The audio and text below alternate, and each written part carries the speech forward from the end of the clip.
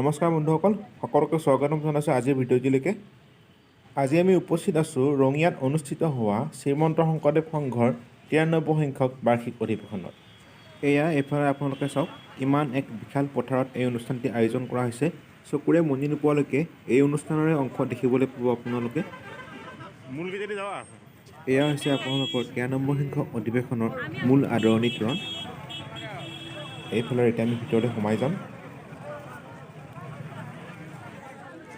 আৰু আপোনালোকে যে দেখিছে এই ৰাস্তাটো বৰ্তমান এই শংকৰদেৱ সংঘৰ এই অনুষ্ঠানটিৰ বাবেই বনোৱা হৈছে। এয়া এক সম্পূৰ্ণ পথাৰ হয়, হৰিধ্বনিৰে মুখৰিত হৈছে অনুষ্ঠানখনি। এয়া যে আপোনালোকে দেখিছে মানুহবোৰ শাৰী পাতি থিয় হৈ আছে, এয়া সমাজৰ কাৰণে এক মানৱ শৃংখল গঢ়ি তোলা হৈছে, যাতে অন্য মানুহে সোমাই তাত বাধাৰ সৃষ্টি কৰিব নোৱাৰে। আপোনালোকে যিফালে চকু ফুৰাব সেইফালে কেৱল মানুহ আৰু মানুহ দেখিব। অসমৰ গাঁও ভূঁই চহৰ নগৰ সকলোৰ পৰাই আহি ইয়াত ভক্তৰ সমাগমেৰে এক বিশাল জনসমুদ্ৰত পৰিণত হৈছে। এই বিশাল অনুষ্ঠানখনি পাতিবৰ কাৰণে আজিৰ পৰা প্ৰায় ৩-৪ মাহ আগৰ পৰাই ইয়াৰ লোকসকলে কাম কৰি আহিছে।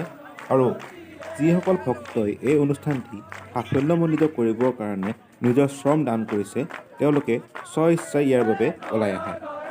আনহাতে ইয়াৰে স্থানীয় বাসিন্দাই নিজৰ পথাৰৰ কেঁচা ধান কাটি দিও অনুষ্ঠানটি পতাত সহায় হোৱাৰ বাবে নিজৰ সহযোগ আগবঢ়ায়, যাতে তেওঁৰ খেতিডৰাৰ বাবে অনুষ্ঠানখনিত কোনো বাধাৰ সৃষ্টি নহয়।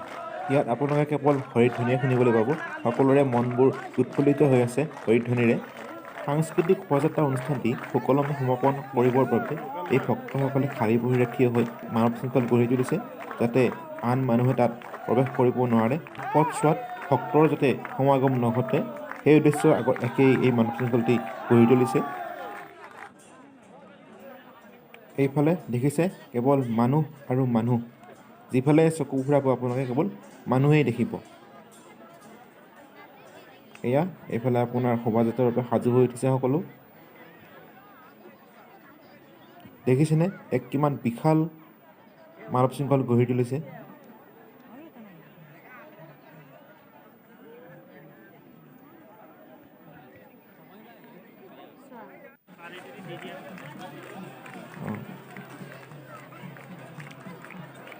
এফালে ছোৱালীবোৰ খাৰা হৈছে, আনফালে ল'ৰাবোৰ।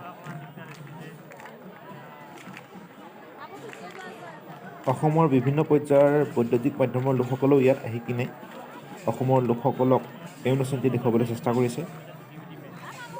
এয়া খোল তাল লৈ ওলাই আহিছে অলপ।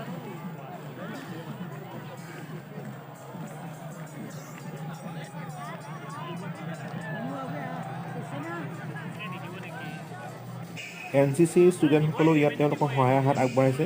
আপোনালোকে দেখিছে সেইফালে, এয়া হৈছে NCC ষ্টুডেণ্ট। আৰু খন্তেক পিছতে শোভাযাত্ৰা আৰম্ভণি হ'ব। আপোনালোকে ভিডিঅ'টি চাই থাকিব। ভিডিঅ'টি আপোনালোকে শেষলৈকে চাব বুলি আশা কৰিছোঁ। যদি ভিডিঅ'টি চাই আপোনালোকে ভাল পায়, লাইক কৰি দিব। আৰু যদি মোৰ চেনেলটোলৈকে আহি ভাল পাইছে, তেন্তে ছাবস্ক্ৰাইব কৰি দিব।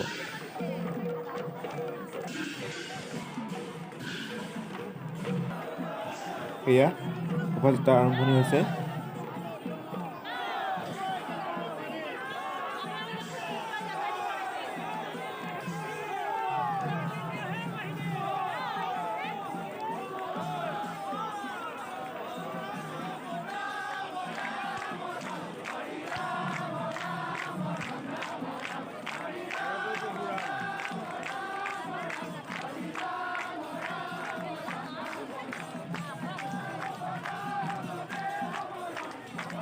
আপোনালোকে যে এই ভক্তজনে পাচিটি লৈ ফুৰা দেখিছে, ইয়াত উপস্থিত ভক্তসকলে তাত নিজৰ ইচ্ছা অনুযায়ী দান আগবঢ়াইছে।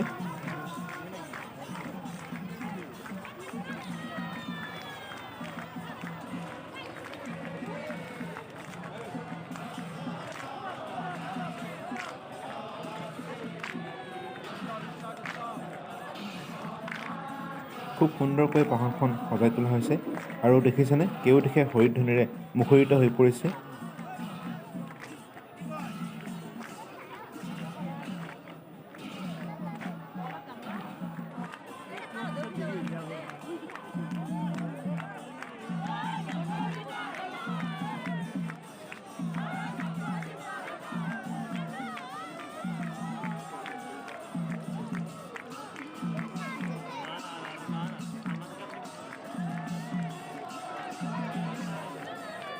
এইফালে ৰথৰ সৈতে শ্ৰীকৃষ্ণ আৰু অৰ্জুনক দেখুৱাবলৈ চেষ্টা কৰা হৈছে। মহাভাৰতৰ যুদ্ধৰ আগমুহূৰ্তত শ্ৰীকৃষ্ণই অৰ্জুনক উদ্দেশ্য কৰি যিখিনি কথা কৈছিলে তাৰো এটি শ্লোক বাহনখনৰ সোঁফালে দেখিবলৈ পোৱা গৈছে। যদা যদা হি ধৰ্মস্য গ্লানিৰ ভৱতি ভাৰত অভ্যুত্থানম ধৰ্মস্য তদাত্মানং সৃজাম্যহম পৰিত্ৰাণায় সাধূনাং বিনাশায় চ দুষ্কৃতম ধৰ্ম সংস্থাপনাৰ্থায় সম্ভৱামি যুগে যুগে। প্ৰভু শ্ৰীকৃষ্ণৰ শ্লোকটি এবাৰ মই পঢ়িবলৈ চেষ্টা কৰিলোঁ।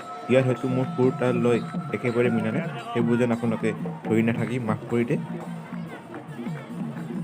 এইফালে মণিকাঞ্চন সংযোগৰ দৃশ্যটি দেখুৱাবলৈ চেষ্টা কৰা হৈছে।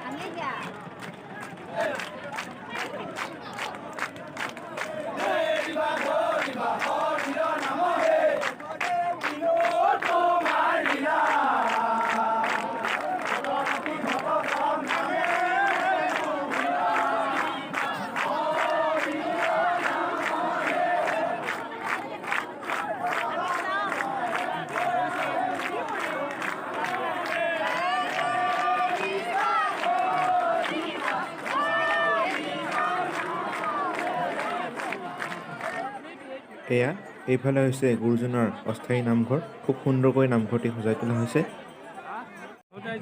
এয়া হৈছে মূল ৰভা মঞ্চ তথা সভাগৃহ।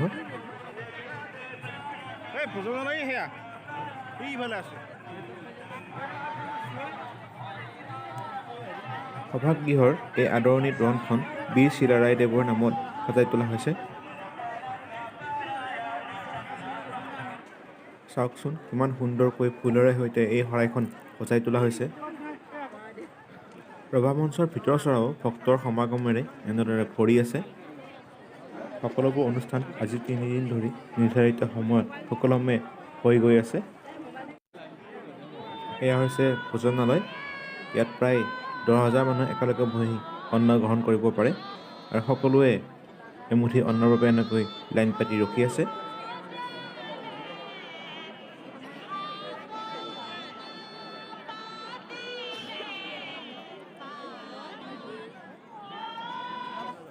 এইফালে এয়া হৈছে ৰন্ধনশালী। ইয়াত প্ৰায় 300 চৌকা আছে বুলি জানিব পৰা গৈছে। অসমৰ বিভিন্ন দিশৰ পৰা অহা ভক্তপ্ৰাণ লোকসকলক অন্ন খুৱাবৰ বাবে দিনে নিশাই এনেদৰে ৰন্ধন কাৰ্যত ব্যস্ত হৈ তেওঁলোকে নিজৰ নিজৰ সেৱা আগবঢ়াইছে।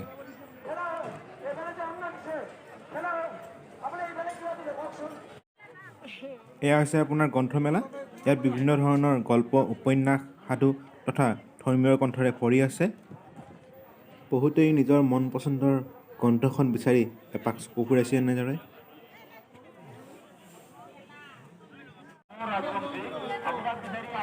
বন্ধুসকল, ভিডিঅ'টি আৰু বহুত বেছি দেখিবলৈ নকৰোঁ। আচলতে এই অনুষ্ঠানটিলৈ আহি সঁচাকৈ বহুত ভাল লাগিলে। এনেকুৱা এটি অনুষ্ঠান উপভোগ কৰিবলৈ পোৱাটো সঁচাকৈ সৌভাগ্যৰ কথা। এটি অনুষ্ঠান উপভোগ কৰাটো খুব সহজ, কিন্তু এনে এটি অনুষ্ঠান পতাৰ আঁৰত বা তাৰ অন্তৰালত বহু কষ্ট নিহিত হৈ থাকে। তাৰ বাবে শংকৰ সংঘৰ সকলো বিষয়ববীয়াৰ শলাগ লগাব লাগিব। তেওঁলোকক ধন্যবাদ জনাইছোঁ। অসমৰ ৰাইজক প্ৰতি বছৰ এনে এটি অনুষ্ঠান উপভোগ কৰাৰ যি সুযোগ দি আহিছে তাৰ বাবে মোৰ ফালৰ পৰা তেওঁলোকক ধন্যবাদ জনাইছোঁ। আকৌ যদি কেতিয়াবা সুযোগ পাওঁ, সুবিধা হয়, নিশ্চয় এনে অনুষ্ঠানলৈ যাবলৈ চেষ্টা কৰিম। দৰ্শক, ভিডিঅ'টি মই সামৰণি মাৰিছোঁ। যদি ভিডিঅ'টি আপোনালোকে চাই ভাল পালে এই ভিডিঅ'টি আপোনালোকে লাইক কৰিব, শ্বেয়াৰ কৰিব আৰু যদি চেনেলটোলৈ নতুনকৈ আহিছে তেন্তে ছাবস্ক্ৰাইব কৰিব। ধন্যবাদ। জয় গুৰু শংকৰ কৃষ্ণ।